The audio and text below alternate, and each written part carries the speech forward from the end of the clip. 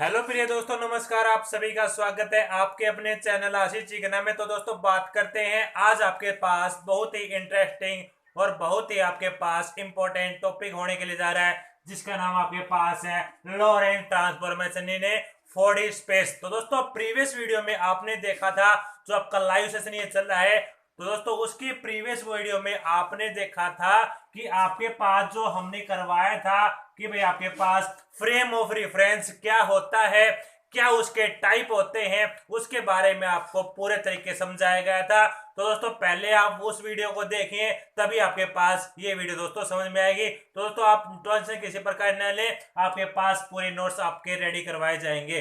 तो दोस्तों बात करते हैं, इसके अंदर आपके पास सबसे पहले आपको समझाएंगे भाई जो आपका लॉरेंज ट्रांसफॉर्मेशन है वो आपके पास क्या होता है। लॉरेंज ट्रांसफॉर्मेशन क्या होता है और दोस्तों क्या उसका डेरिवेशन होता है, आपके पास पूरा करवाया जाएगा। तो बात करते हैं हमने गॉसियन ट्रांसफॉर्मेशन से क्या देखा था। तो दोस्तों बात करते हैं आपकी in case of Galilean transformation से आपने देखा था, क्या देखा था आपके पास x डैश आपका v माइनस में xt, y डैश आपका y, z डैश आपका z और t डैश आपका t की वैल्यू के बराबर आपने देखा था। तो अब ये वैल्यू आपकी यदि दोस्तों किस फॉर्म में आ जाए, आपके पास नई फॉर्म में बन के आ जाती है, तो वही क्या कहलाती है, लॉरेंट ट्रांसफॉर्मेशन कहलाती है। और दोस्तों वो क्या बन के आती है, आपने क्या प्रूफ के अंदर निकालना है, तो आप लिखेंगे दोस्तों बात आती है x डैश की, तो आपके पास ऊपर जैसे आपके पास x माइनस वी टी है, रोड में आपके पास 1 माइनस में we square by C square, और जो आपके पास y डैश है ये आपके पास उसी प्रकार y, z आपके पास z, और दोस्तों t है आपके पास, उसको क्या लिखेंगे आप, t को आप लिखेंगे भाई vx, और आपके पास दोस्तों बात आएगी बाई सी स्क्वायर, रूट आपके पास 1 माइनस में we square by C square. तो दोस्तों ये इक्वेशन आपकी आई है, ये आपकी क्या कहलाती है, लॉरेंट ट्रांसफॉर्मेशन की इक्वेशन कहलाती है। तो दोस्तों आपने लॉरेंट ट्रांसफॉर्मेशन से कोई आपसे पूछ ले, तो दोस्तों आपने क्या बतानी है भाई, पहले आपके पास गॉसियन ट्रांसफॉर्मेशन से ये आता था, अब ये आपके पास उसको इक्वेशन को क्या कर दिया, मॉडिफाइड टर्म में आपने दोस्तों ये लिख दिया, और यही आपने क्या करना है इसके अंदर प्रूव करना है। तो दोस्तों स्टेप वाइज आपके पास करवाएंगे, आप किसी प्रकार की टेंशन न लें। तो दोस्तों सबसे पहले लॉरेंट ट्रांसफॉर्मेशन ये आपके पास, इसको नाम दे दें equation star, then equation star be the Lorentz transformation equation. तो दोस्तों इसको नोट कर लें, पॉज कर लें।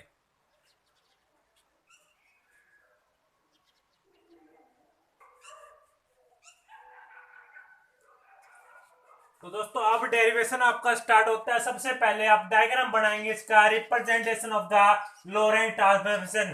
तो दोस्तों इसके अंदर आपके पास जैसे आपने फ्रेम ऑफ रेफरेंस पढ़ा था, ये आपके पास एस फ्रेम है, ये आपके पास एस डैश फ्रेम है। यहां से आपके पास क्या होगा, ये आपके पास जैसे यहां से O से लेके P, और दोस्तों फ्रेम ऑफ रेफरेंस में आपने देखा था X आया था, Y आया था, Z आया था, T। दोस्तों मैं बार बार बोल रहा हूं, सबसे पहले आप फर्स्ट वीडियो को देखिए, फिर आप दोस्तों सेकंड वीडियो को देखिए। तो दोस्तों आप डायग्राम में आपके पास यहां से लेके यहां तक की दूरी VT मान ली, और दोस्तों इस साइड आपके पास V वेलोसिटी होगी। ये फ्रेम आपका S हो गया, ये फ्रेम आपका S1 हो गया। प्रत्येक फ्रेम के बारे में डिस्कस करेंगे। तो आपके पास बात करते हैं सबसे पहले इन frame of the S।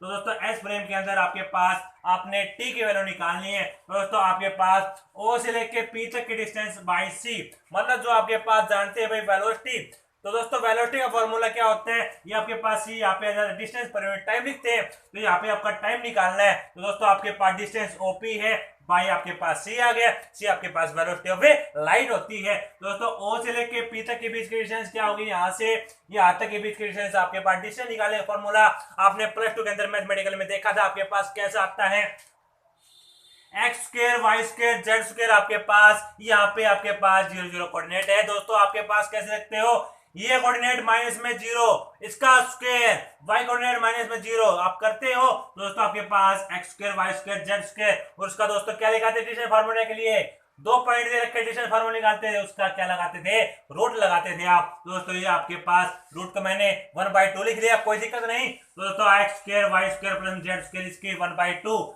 C term आपके पास आपने एज इट इज रखी। अब बात करते हैं आपके पास क्रॉस मल्टीप्लाई की, तो क्रॉस मल्टीप्लाई करने से आपके पास क्या मिला, तो आपके पास क्या प्राप्त हुआ, पहले आप ये सुनाई, तो आपके पास 1/2 है। अब मैं बोथ साइड क्या कर लेते हैं, इसका होल स्क्वायर कर लूं, तो आपके पास दोस्तों इक्वेशन फर्स्ट आ जाएगी, आप करके देख लो। अब बात करते हैं उसी प्रकार आपके पास S1 फ्रेम की बात करते हैं, तो आपके पास यही इसी पॉइंट के ऊपर आपके पास एक पॉइंट और आएगा P डैश आपके पास। अब ये P डैश है आपके पास X dash Y dash Z dash और T डैश आपके पास वैल्यू है। तो दोस्तों आपके पास जहां पे O था वहां पे O डैश आ जाएगा, T था वहां पे T डैश आ जाएगा। डैश आया है यहाँ पे, ओनली चेंजमेंट डैश का हुआ है, बाकी टर्म आपके एज इट इज है।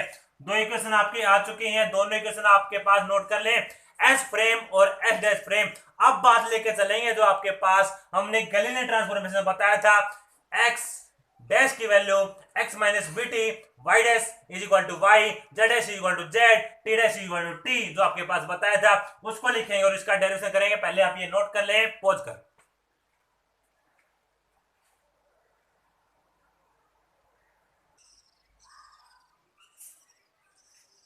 तो दोस्तों उससे आगे बात आती है जो मैंने इसकी डेफिनेशन के अंदर बताया था, पहले आप क्या लिखें, गैलीलियन ट्रांसफॉर्मेशन आपके पास वैल्यू लिखें, यहाँ पे तीनों वैल्यू चार value sorry, x dash is equal to x minus B T, Y dash is equal to Y, Z dash is equal to Z, T dash is equal to t आपके पास। इसको नाम डाले, दो इक्वेशन आपकी हो गई थी, थर्ड इक्वेशन नाम डाले। अब बात करते हैं उससे आगे आपके पास जो थर्ड इक्वेशन है वो आपके पास सेकंड इक्वेशन आई थी, तो आपके पास थर्ड इक्वेशन जो वैल्यू है आप सेकंड इक्वेशन पुट किए, सेकंड इक्वेशन आपके पास मिली थी एक्स डैश स्क्वायर प्लस में वाई डैश का स्क्वायर प्लस में जेड डैश का स्क्वायर। दोस्तों उसके अकॉर्डिंग आपके पास वैल्यू मिली थी। तो दोस्तों पे आपके पास ये वैल्यू आ जाएंगे, आपने पुट कर दी। तो दोस्तों जो पुट करने के बाद आपके पास टर्म आई यहाँ पे आ गई। अब ये आपके पास राइट हैंड साइड है, उसको मैं लेफ्ट हैंड साइड लेके आ जाता हूँ, आपके पास C square T square equal to 0 आ गया। अब बात करते हैं यहाँ से आप फॉर्मूला जानते हैं, a माइनस बी का होल स्क्वायर क्या होता है, ए स्क्वायर प्लस में बी स्क्वायर माइनस में 2ab होता है। दोस्तों यहाँ पे आपने अप्लाई कर दिया और ये वाला एज इट इज है, इसको आपने लिख दिया इक्वेशन 4। तो दोस्तों अब बात आती है जो आपका कंक्लूजन आता है, अब इससे आगे क्या लिखेंगे दोस्तों उसके बारे में चलते हैं। तो बात आती है जो आपके पास, आप पहले नोट कर ले, पॉज कर ले। तो दोस्तों आपने इसको नोट कर लिया, पॉज कर लिया। अब बात आती है आपके पास कि जो आपकी इक्वेशन 1 है और इक्वेशन 4 है। Now equation 1 and equation 4 are conclusion to that Lorentz transformation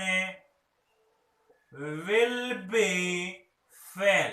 तो दोस्तों इक्वेशन 1 और 4 से आपका लॉरेंट ट्रांसफॉर्मेशन फेल हो चुका है। अब जो आपके पास न्यू इक्वेशन आई थी वो आपके पास कैसे आएगी उसका प्रूफ आपको करवाएंगे। आप यहां तक नोट कर लें, इस लाइन के बाद आप ये लाइन लिखना जरूरी है। तो दोस्तों आप यहां तक नोट कर लें, पॉज कर लें।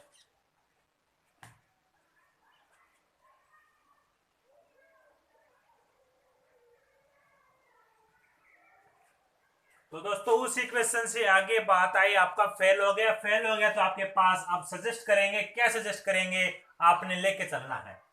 इफ यदि गैलीलियन ट्रांसफॉर्मेशन को आप इस प्रकार लिखें जो आपकी इक्वेशन नंबर फर्स्ट थी, दोस्तों उसको आप यदि इस प्रकार लिखें तो आपके पास जहां पे आपका सेकंड केस था डैश वाला, तो दोस्तों जहां पे आपके पास डैश वाली इक्वेशन ये है, डैश वाली आपके पास ये आ गई। अब बात करते हैं जो आपके पास इक्वेशन 1 थी, इक्वेशन आपके पास 4 थी, उसको आप देखिए और उन टर्म के अंदर आपके पास y और z आपके पास आपका एग्रीमेंट हुआ है आपके पास इन टर्म ऑफ x और आपके पास t। तो दोस्तों उसको आप जैसे यहां से लेके यहां तक की दूरी ओ डैश के आपके पास vt है और दोस्तों x डैश को आपने क्या लिया था, इसको आपने सजेस्ट लेके चलना है, x माइनस vt लिखेंगे। अब बात करेंगे आपके पास जब आपके पास x is equal to v t आता है तो आपके पास देन क्या होता है, जो आपके पास x डैश है आपके पास यहाँ पे 0 होता है। अब आप सजेस्ट लेके चलो आपके पास x डैश की वैल्यू दोस्तों यहाँ पे आपने अल्फा लगा लिया, आपने खुद लेके चले यहाँ पे x dash is equal to alpha x minus में वी टी और आपके पास जो t डैश है यहाँ पे आपका अल्फा डैश t प्लस में एफ एक्स, तो आपने ये फंक्शन लेके चले हो आप y dash is equal to y, z is equal to z। तो दोस्तों आपके मन में क्वेश्चन आ रहा होगा ये हमने क्यों लिखे हैं, तो दोस्तों इक्वेशन नंबर 5 आई है दोस्तों आपके पास वो फेल हो चुकी है, तो आप क्या लिखेंगे, इसको सजेस्ट मानेंगे दोस्तों, कुछ मानेंगे तभी तो वैल्यू आएगी। तो यहाँ पे आपने इन टर्म को आपने सजेस्ट लेके चले हो, इसको आपने इक्वेशन नंबर 5 अज्यूम कर लिया। तो दोस्तों इसको आप नोट करिए, पॉज करिए, फिर आपका इसे आगे चलते हैं, वैल्यू आपकी ये पुट करते हैं।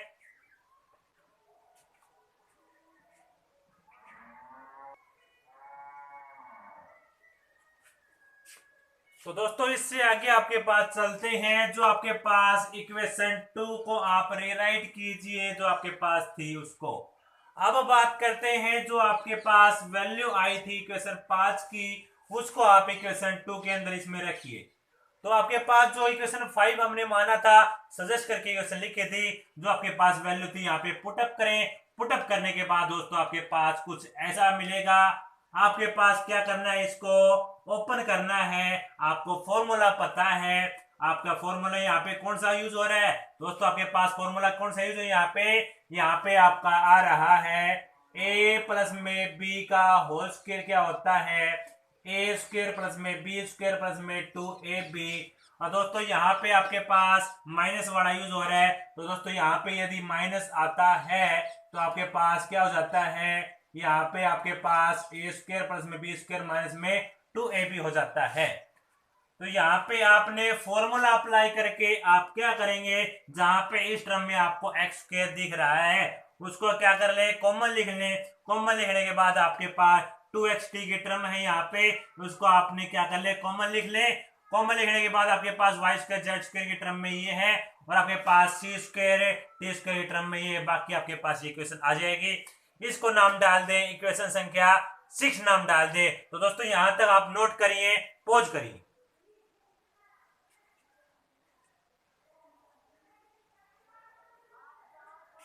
तो दोस्तों आपने इसको नोट कर लिया, पॉज कर लिया। अब बात करते हैं इससे आगे आपने क्या करना है वो देखिए दोस्तों। तो आपके पास इक्वेशन नंबर 6 दोस्तों गिवन है, तो इससे आगे बात करते हैं आपके पास आपने क्या लिखना है। तो दोस्तों आपके पास जो ब्रैकेट में टर्म आ रही हैं उनका प्रयोग करेंगे। तो दोस्तों आपके पास क्या लिखेंगे, अल्फा स्क्वायर माइनस में एफ स्क्वायर सी स्क्वायर अल्फा डैश का स्क्वायर, इसकी वैल्यू 1। तो दोस्तों 6 आई है तो इसको मैं लिख देता हूं 6a। अब बात करते हैं आपके पास second alpha square V plus में आपके पास F C square alpha dash का स्क्वायर, ये आपके पास 0 6b, क्योंकि इक्वेशन 6 आई उसको लिख लें। ये आपके पास ये वाली टर्म आ गई तो इसको आप लिखेंगे अल्फा स्क्वायर माइनस में alpha square v square by C square. और दोस्तों आपके पास ये इक्वेशन को आप 1 लगाएंगे और ये आपके पास 3 पार्ट आ चुके हैं। इनको आपने मानना है भाई 1 के 0 के और 1 के बराबर इसको मानना है। तो दोस्तों आप यहां तक नोट कर ले, पॉज कर लें, फिर आपके पास इससे आगे चलते हैं।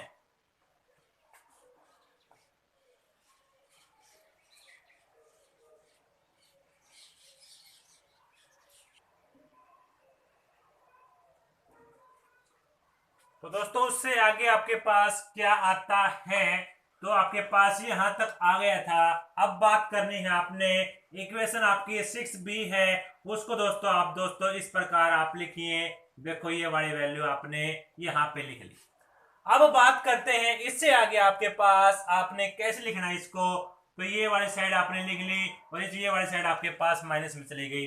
अब मैं वैल्यू निकालना चाहता हूँ यहाँ से एफ की। तो दोस्तों एफ की वैल्यू यहाँ पे ये आप ये इसके नीचे आ गया, इसको नाम दे दिया, इक्वेशन संख्या 7 आपके पास आ चुकी है।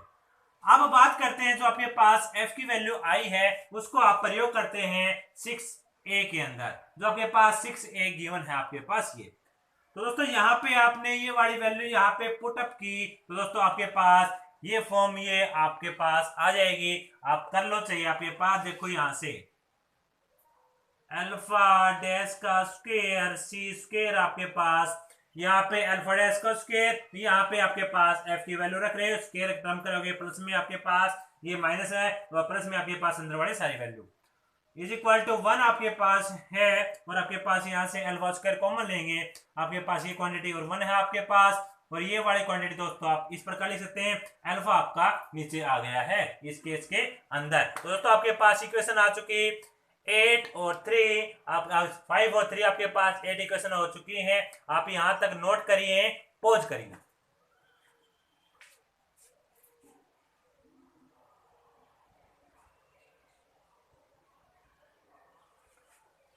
तो दोस्तों उससे आगे बात आती है आपके पास इक्वेशन 8 आई थी आपके पास। अब बात आती है जो आपके पास 6c इक्वेशन बच गई थी उसको आप ये लिखिए दोस्तों, वो टर्म आपकी इस साइड आ गई, ये आपके पास इक्वेशन नंबर 9 आ चुकी, 8 ये थी और आपके पास 9 आ चुकी है।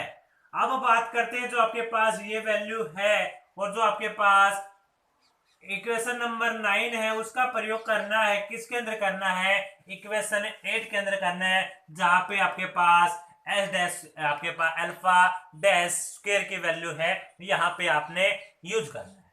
तो दोस्तों आपने यहाँ पे टर्म को यूज करेंगे, आपके पास देखो यहाँ पे आपने पुटअप कर दिया, आपके पास इक्वेशन ऐसी आ गई। तो दोस्तों आप इसको सोल्व करेंगे, इक्वेट करेंगे, आपके पास अल्फा की वैल्यू आ चुकी है 1 बाई रूट ऑफ 1 माइनस में we square by C square आपके पास आ चुकी है। तो दोस्तों आप यहां तक नोट करिए, पॉज करिए, फिर आपके पास आगे चलते हैं।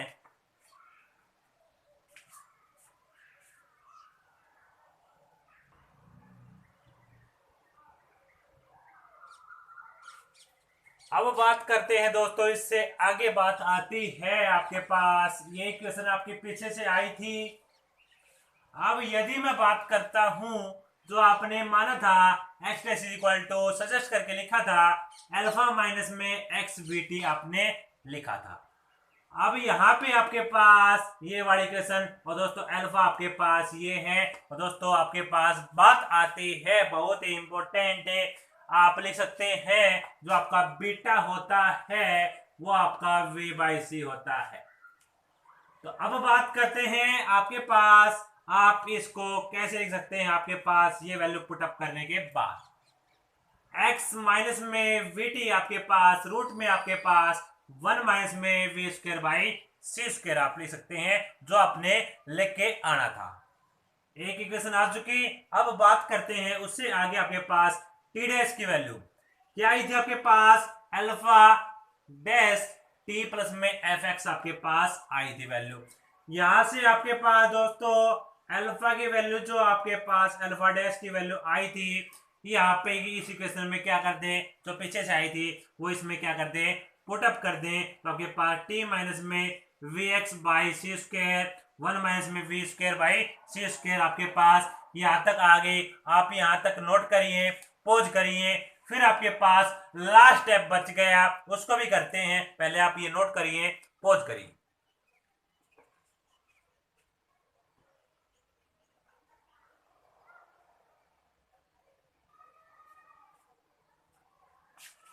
तो दोस्तों अब बात आती है आपके पास क्या क्या टर्म आई है, आपने क्या करना है। अब देखिए आपके पास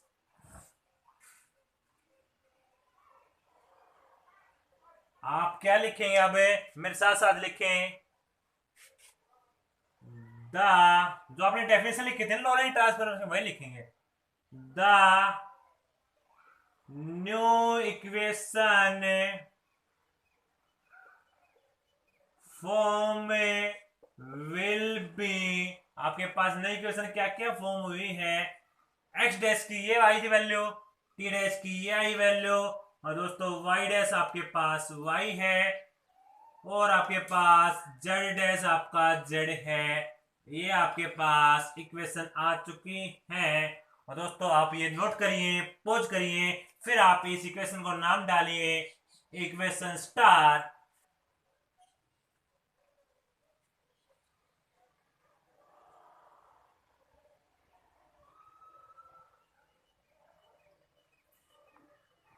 तो दोस्तों आपने स्टार डाल लिया। अब बात करते हैं इक्वेशन स्टार को आप क्या लिखेंगे, वो आप लिखिए यहां पे।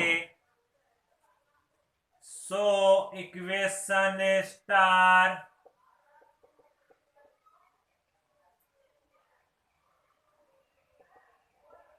is the Lorentz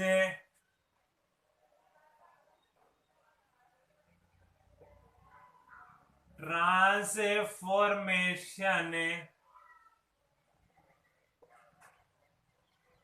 जो आपके पास इक्वेशन स्टार आई है, ये आपके पास लोरेंट्ज ट्रांसफॉर्मेशन आया है, जो आपने दोस्तों निकालना था। तो दोस्तों पहले आप ये नोट कर लें, पॉज कर लें, फिर इसका जो आपके पास कंक्लूजन क्या है, आपने शॉर्ट ट्रिक कैसे याद करनी है, वो आपको बताएंगे पूरा। तो दोस्तों आप नोट करिए, पॉज करिए।